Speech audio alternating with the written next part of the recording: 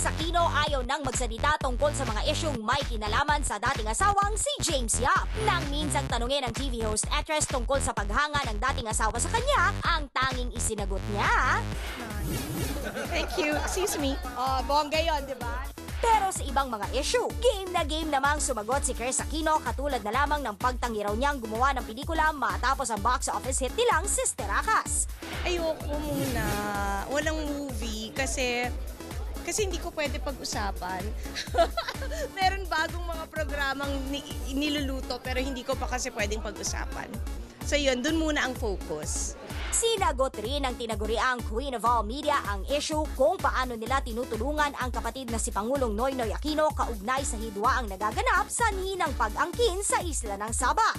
Alam mo kasi, ang strength niya as a leader is he doesn't show when he's harassed or when he's stressed kasi he has such a cool, collected personality na never niya kaming binurden as his family kasi pakiramdam namin na kayang-kaya niya. May intriga man o wala, hindi nawawala sa eksena si Chris Aquino at nang tanungin siya kung ano ang kanyang sikreto, siguro I take care of myself. I take care of how I look kasi ayoko naman na pangit ang napapanood nila. Ginejet ako ng buwangga sarili ko. And professional ako. At sa pagiging professional niyang ito, I think respeto sa oras, respeto sa mga katrabaho, and yung passion para dun sa ginagawa. Okay. Kung tumatamlay man ang kwento sa pagitan ni Kim Chiu at ni Maha Salvador, alam ko na ngayon ang dahilan. Mga sources ito na kahit kailan hindi ako sinunog, hindi ako kinuryente. Ito yung mga insiders, eka nga natin. Sinasabi nila at may mga pictures, may mga ebidensya na madalas lumabas sa magkasama at sweet ngayon si Kim Chiu at si Simon Atkins, ang player ng Dalasal. 'Di ba?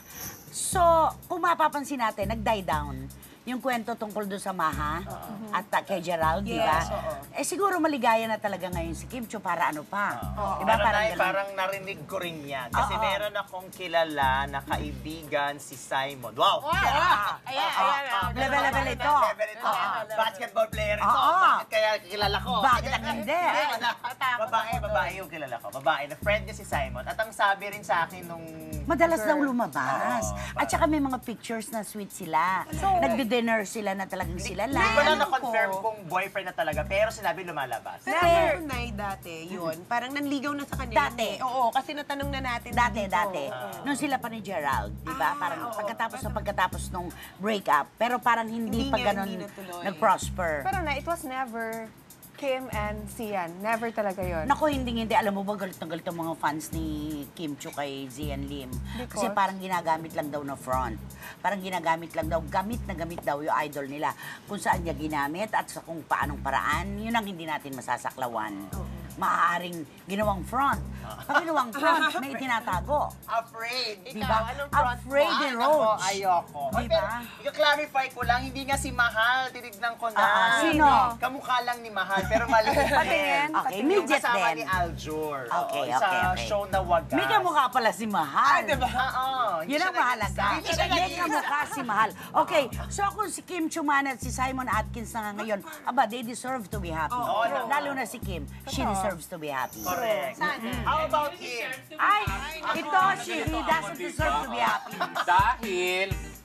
Nako, ayaw ni Kong yan. Ulit-ulit. Ay na. Demanding ka na, ha? Kumbaga sa damit, mga rehas. Pero gusto ko yan. Ay, Isa siyang makesong kikipichi. Makakalimutan mo ang pinagdadaanan mo.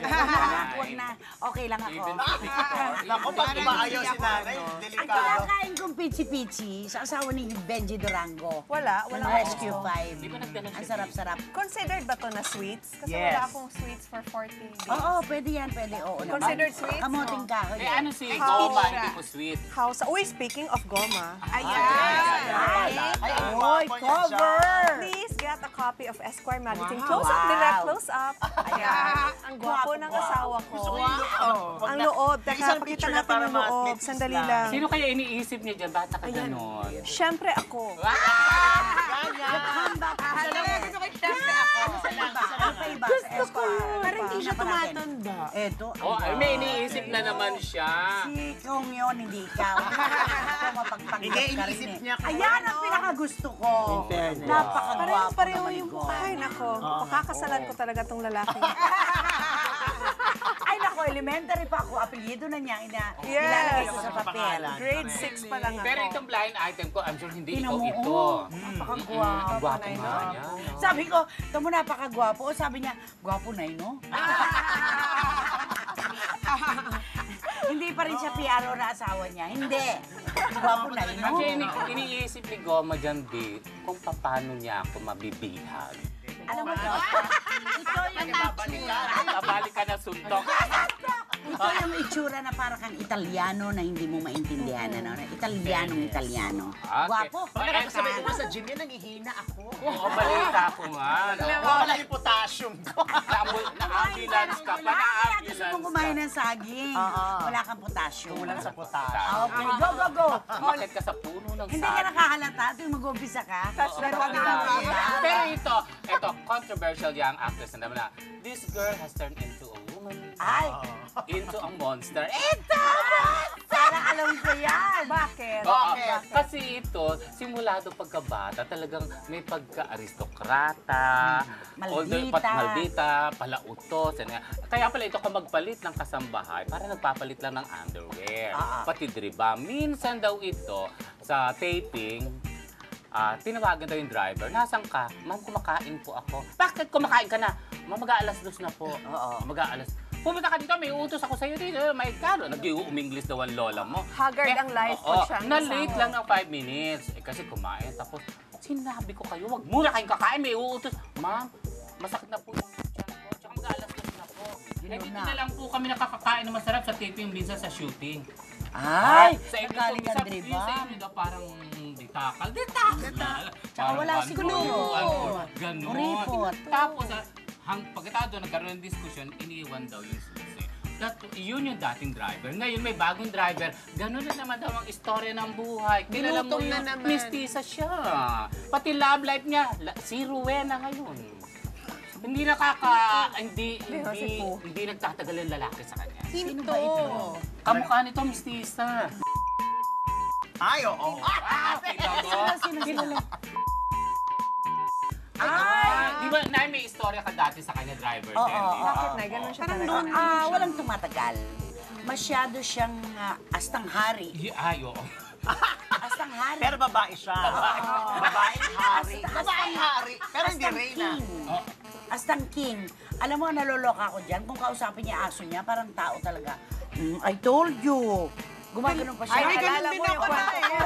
Naalala mo yung eh. kwento ko na kinakausap ang langaw. At least ito, aso talaga. Ito daw pala, Yun eh. Don't bite her. Don't bite her, she's my friend. Unang pakainin yung aso bago sa tao.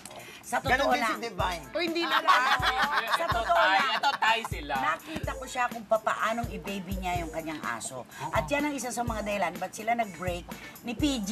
Bakit? Si PG. Oo. Eh, kasi mas mahal niya yung aso. Oo. Sino, PG? Si ano? Parental guidance. Di ba?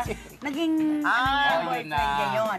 Parang mas may panahon siya doon sa kanyang mga aso. Alam mo, pag, kaysa doon sa ganun, kanyang pag masama boyfriend. ugali niya palagi, ang maiiwan na lang sa kanya, aso na rin yan. Wala na yung She'll end up alone and lonely Yes. with a dog. At itapo siya sa isla. Itapo siya sa Maraming isla. issue parati sa kanya Lagi na sa ganyan, kanya. no? Nay, kasambahay tsaka driver. Itsura pa lang naman kasi.